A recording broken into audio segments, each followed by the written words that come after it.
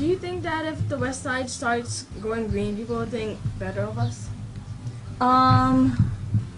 that's a good question. I'm not too sure if how people see us will be dependent on if we go green or not,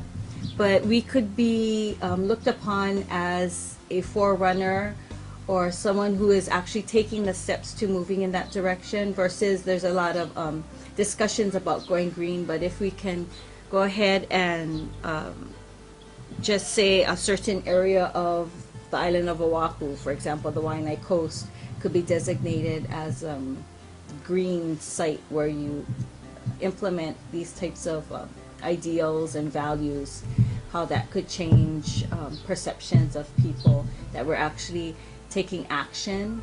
into what we're saying versus, you know, there's just a lot of talk about it, but when you ask for specifics, that's where sometimes people have a hard time seeing, okay, where is it happening? And perhaps that's the reason for this discussion that we're having today, is because a lot of times we talk about it, but how is it actually taking place, and how is it happening, and how is it going to affect